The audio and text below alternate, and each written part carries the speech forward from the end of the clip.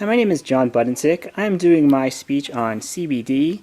Before we get started, I just wanted to show you guys some of the visual aids I'm handing out to my audience. You have the cover page here, something talking a little bit about what exactly CBD is, as well as how it can help you, among other things like how does it work and how it can possibly replace certain pharmaceuticals that are being used.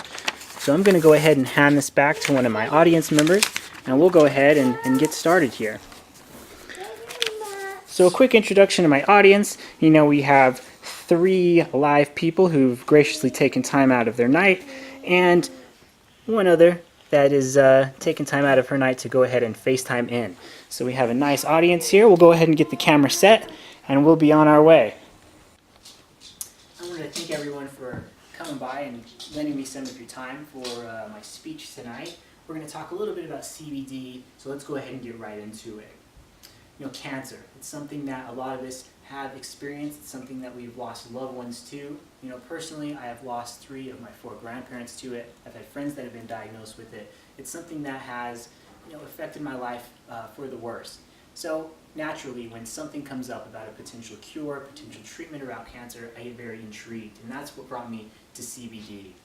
CBD, better known or less known as cannabidiol, has been proven in various research studies to shrink tumors and really decrease their growth in various types of cancer, from lung cancer, breast cancer, just to name a couple. Going down to prostate, among others.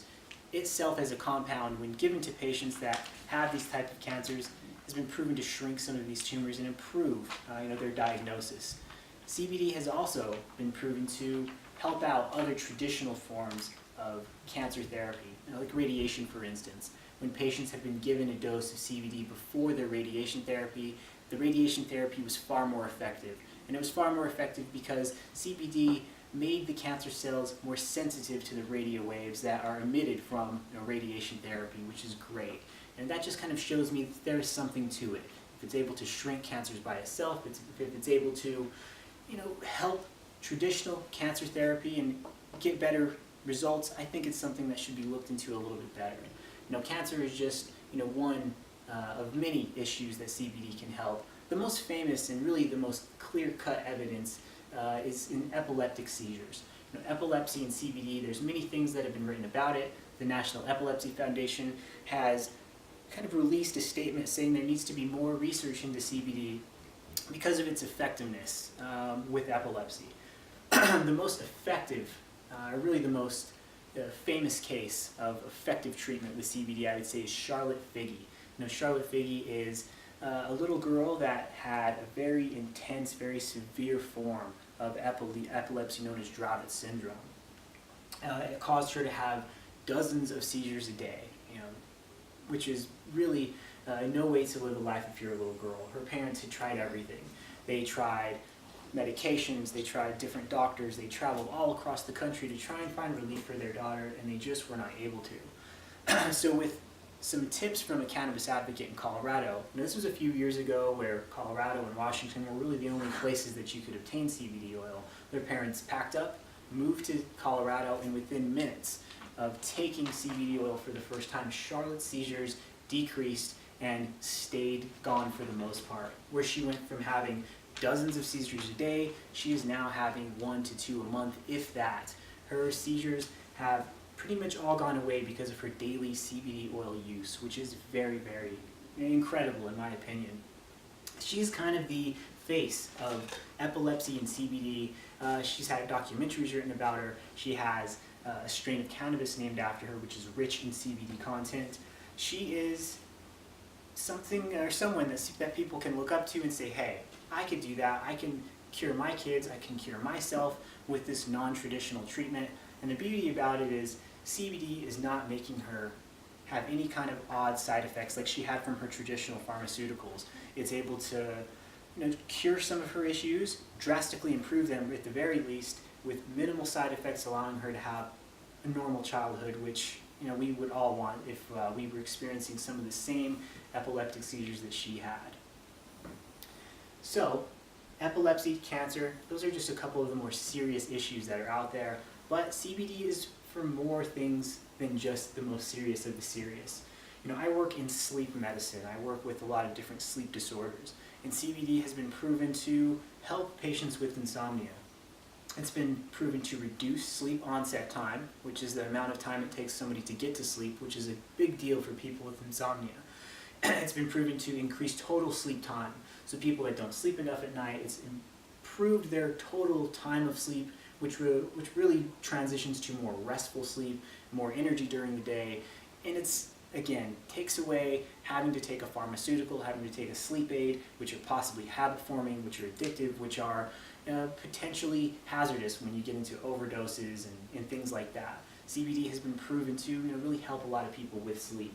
Anxiety is another big one, where it can potentially replace pharmaceuticals. Anxiety medications are some of the most abused medications out there, and I think patients that have used CBD have found relief from their anxiety. And anytime you can get away from habit-forming, potentially addictive, and hazardous medications, I'm all for it. And now, CBD is kind of mysterious. Not a lot of people know about it. They relate that to regular cannabis, which is much different. So we'll talk a little bit about the differences between CBD and traditional THC cannabis.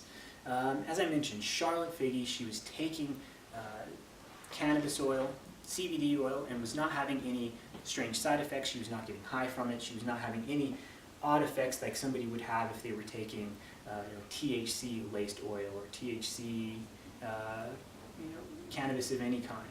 CBD is free from that. People that take CBD therapy take this oil, or however you like to take it, which is rich in CBD, low in THC. And THC is what is found in marijuana, which is found to get people high.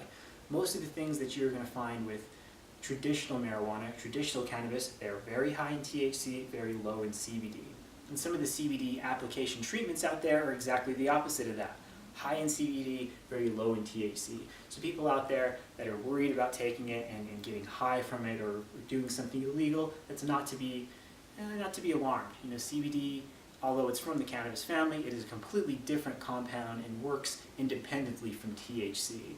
In fact, now CBD is legal in all 50 states. Although it's tougher to get in other states than fully legal states such as Colorado, Nevada, Washington, it is still legal to obtain and to use in all 50 states as of the time of the recording of this video. So how does it work? What does CBD do? How is it so effective? That's a question that a lot of people are going to have. CBD balances the endocannabinoid system that's in every single person. Every one of us has an endocannabinoid system in our body. And what CBD does is it regulates that system. And that system is responsible for numerous functions in the body. It's responsible for brain function, nerve function, endocrine tissues, and CBD, I look at it as a supplement to improve the most out of that. Like you would take a vitamin to get your vitamin levels up, CBD regulates that endocannabinoid system, which relates to relief for a lot of different issues. So we're going to go ahead and move on here.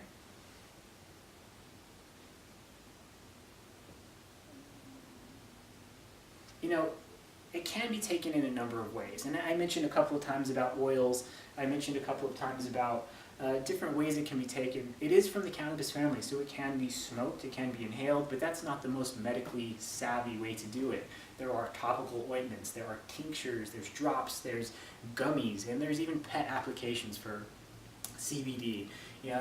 Dogs that are anxious around the 4th of July or anxious about going to long trips or getting on airplanes, pet manufacturers have taken CBD, put it in pet products as treats so that dogs can experience some of the relief that humans get from it as well. So it is known that it can help many different people, many different species of of living things out there, and it's just, I feel like we're scratching the surface on what it can potentially do. So whether you're against smoking it, whether you're against taking it this way or that way, there's an application that you are likely going to be comfortable using it. So as we go ahead and bring this thing to a close, I think CBD gets confused because it's from the cannabis family. I think there's a lot of confusion around it. I think there's a lot of mystery about it, and I think people steer away from it because of the unknown. I hope from a few of the items that I've gone over tonight, you guys can do a little bit of the research for yourself and know that It's different from traditional cannabis. It's not going to get you high, and there are cases out there. There is proof out there. Like in Charlotte's case, it has changed her life for the better. There's something to it, and there's something out there that I think if people learned about, and if people did their own research, it may be able to help them in their day-to-day lives, or if not them, somebody they love or care about, whether that be their child, their pet, or somebody else that can benefit, really reap the benefits of CBD. So that really brings my speech to a close. Was there any questions from anybody out there? Any questions at all? Yeah. Have you ever personally used CBD for yourself? Have you ever used it in your... I have used CBD, and I found what it has done for me is a couple of things. I found that it has helped with sleep. I work in sleep medicine, so I work really odd hours. It's helped regulate my sleep, and it's helped kind of give me more deep sleep, in my opinion. And I do a couple of weeks of hockey a week. I find that my muscles are sore, my knees are weak, I feel inflamed. And one of the big things about CBD is its anti-inflammatory properties.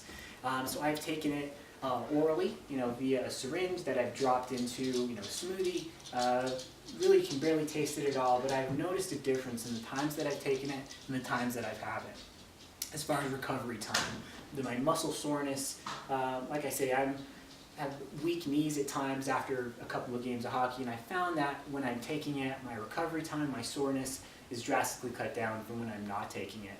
And I think, like I say, when you use it as a supplement and you look at it like a vitamin rather than a pharmaceutical, it can really benefit you in a number of ways.